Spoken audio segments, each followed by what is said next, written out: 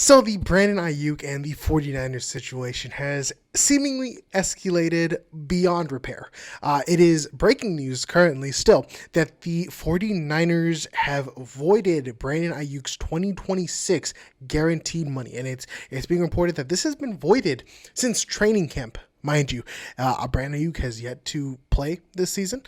He was seen running some routes, I believe, during the preseason, and so fans were speculating, hey, maybe he's coming soon. Maybe he's getting healthier. And Coach Kyle Shanahan, John Lynch, they constantly said, we expect Aiyuk to be back. We expect him to play the season. He's just week by week. We'll take it week by week. But as the weeks go by, Kyle Shanahan has yet to open his practice window. Now, we're going into week 12, and still we're uncertain about Brandon Aiyuk. We still don't know. Is he going to play? What's going to happen? But now with the news breaking that the 49ers voided his guaranteed money, it's unlikely that Brandon Aiyuk will suit up again for the 49ers. His chances of remaining on the team next season, let alone this year, are pretty much done with, it seems. It seemed like both sides just got tired of each other, and it seemed like the drama just boiled over the edge. Both sides were done with it. They're done with each other. Kyle Shanahan and co. don't want to deal with Brandon Aiyuk's antics. Brandon Aiyuk probably doesn't want to deal with Kyle Shanahan and the coaching staff and, what's potentially going on behind the scenes there. With that, though, the 49ers save $27 million next season, and the following years in 2027 $28 million, and in 2028 $30 million. So that is almost $80 million saved. Very big, considering how big of a contract Brandon Aiyuk was signed to. What was a 4-year, $120 million, something ridiculous like that. And at the time, it seemed like it was a big pay, but you thought you would get your dividends back. You thought that, okay, he's coming off of an amazing season. That 2023 season was spectacular. 75 receptions, 1,342 yards, 7 touchdowns. He looked really good out there. He had some special route running traits.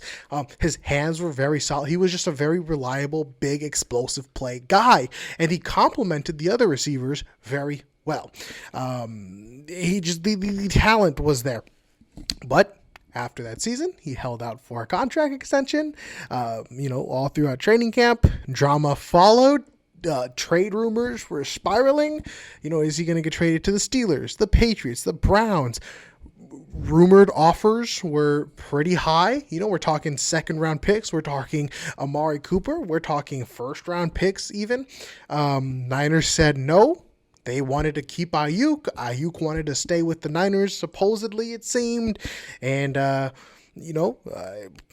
lots of teams were interested, but the Niners made the move. They pulled the trigger, and they signed Brandon Aiyuk to a massive extension. And, of course, after that, in that 2024 season, where he saw 25 receptions, 374 yards, and didn't find the end zone once, and a handful of drops.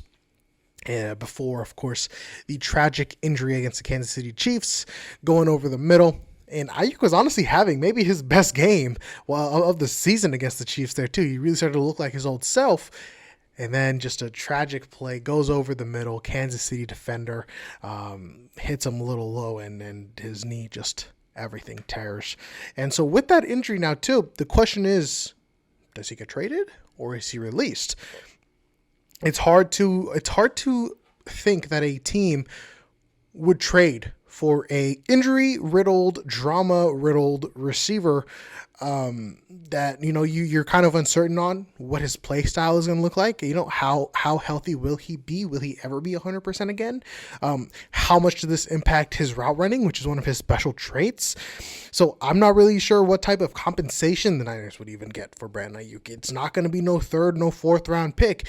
I think you're lucky if you get a 6th, 7th round pick. I mean, it's that type of situation where you might just have to eat your bullet and just trade him for anything you can get. And even if that doesn't happen, a release I think seems more likely.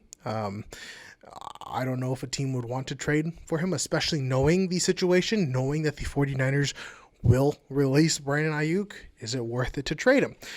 I am on the team, if it comes down to that, don't release him. If he is still willing to play for this team, I would just keep him. You don't owe him the guaranteed money. If a team isn't going to trade for him, why not just keep him around? And if he wants to go out there and play and boost his trade value potentially, or boost, for another team that wants to come and grab him, hey, that'll be lovely. But maybe the 49ers staff just wants him out of the building. They want a refresh. That could also be the case, and I wouldn't be surprised. I didn't mention why this was voided. So this was voided because Aiyuk was not showing up to team meetings and other team actions. And so the 49ers, he didn't fulfill his contract obligations. He's just been doing God knows what. He was seen on the sideline, I guess, maybe a little bit during practices, but never really getting back out there. I guess he hasn't been seen in a couple weeks, according to some press folks. And I really think of it and I compare it to Fred Warner and Nick Bosa, the two best defensive players. They get tragic injuries as well. And look at what they're doing. They are still making their presence felt. Fred Warner, maybe a little bit more than Bosa, but I know Bosa has been, he gave up his press box room to kids, a charity. And Fred Warner, he is always active. He's making his face felt. He is always, hyping up the team when need be. And so, you still feel Fred's presence around. Aiyuk, you really can't say the same. He could have really won over a lot of fans and probably a lot of the coaching staff had Aiyuk been around, coached up this young receiving core, because frankly, they needed it. Instead of, just sitting around and pouting potentially. I mean, who knows what he was doing. It really could have been Aiyuk's chance to rewrite the narrative that was against him. Because after all that, after sitting out, coming back and playing poorly, fans really wrote him off and they were not on his side. Had Brandon Aiyuk gotten injured and stood up and continued to be a team leader, that changes the narrative. The fans would have felt it. The team would have felt it. That's where Brandon Aiyuk, I think, really went wrong, is just not being there for his team, despite not being able to physically be on the field. But yeah, so now the Niners, receiving core looks a little bit the same as it did for this season. Ricky Pearsall, receiver 1 season, very excited for him. He has that same type of intangibles as Brandon Aiyuk, which is why the potential with both of them on the field was going to be insane. Both of them with crispy routes, both of them with reliable hands. Unfortunately, we really rarely saw them both on the field together. And the question goes about with Juwan Jennings. Now, is he going to get re-signed next season? Does he still want that $20 million contract? In my opinion, he played himself out of that contract. He's had a handful of drops as well. He's had his own problems, but maybe the 49ers, they feel desperate. They want to keep a guy that knows the scheme, knows the system around. So that could be a very big question heading into the offseason. They still have, they're really banking on Jordan Watkins to be good. You really want to get some value out of him. And see that investment pay dividends. DeMarcus Robinson, he's just signed him in the offseason. We'll see how he ends up doing, if he gets a bigger role. Kendrick Bourne, will he stay for next year? Will he get signed with another team? He's another guy that's maybe in the similar boat as Jennings, where he knows the system, so maybe they want to keep him around. And of course, Sky Moore, who they traded for, who's been a very reliable special teams guy and honestly kind of a solid little gadget receiver. I would actually kind of like to see Sky Moore stick around. But all in all, next year, wide receiver is a big need. Wide receiver, if you want to go and you shoot for the stars and you draft one in the first round, hey, Mekhi Lemon is a very talented guy. Maybe he'll be there late in the first. We'll see. I think he's kind of raising his draft stock, though. This receiving class, though, I do think is going to be very solid. Maybe they shoot for the stars and they take one in the first. Maybe they want to go defensive line or offensive line, especially. I just kind of always hold out that this team isn't going to draft a first-round offensive lineman anymore. So we'll see what they do come draft time. It'll be very interesting. Come free agency, it'll be very interesting. I don't know if they make trades and they try to get some more veteran guys to come in. We'll see what they end up doing. I'm personally on the team to draft some guys. I would love to see a second or third round receiver coming on board. I wouldn't invest a first round pick in this guy unless if you don't sign Juwan.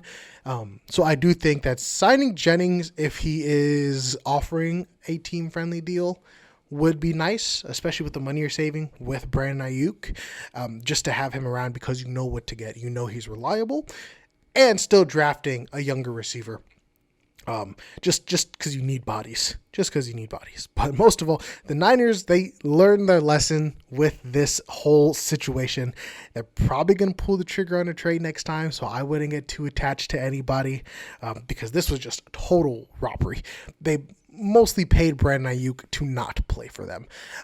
And it's an unfortunate situation. I feel for Brandon Aiyuk. He was one of my favorite players personally. I loved watching him play. I loved how he played. And just seeing all the drama build up and build up and build up, it was just, I hated seeing it personally. And I wish things played out differently. I wish the Niners and Aiyuk made amends.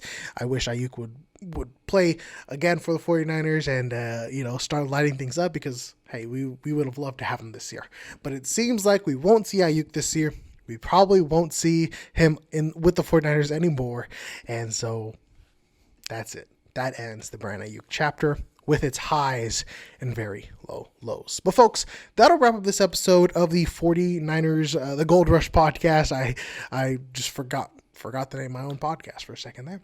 I will see you for the Monday Night Football recap against the Carolina Panthers. It's going to be a big game, folks. Win or lose, we will be right here. Make sure you go on ahead, leave a like, follow, and hey, leave a comment. I love talking to you guys down there. And while you're down there, take a look at my description, where all my other social medias are, my Instagram, my TikTok, etc. But that'll be all, folks. Brandon Aiyuk. Tough situation. I know a lot of folks out there are happy to see this situation finally wrap up, though. But that'll end this, folks. I will see you next time. Peace out.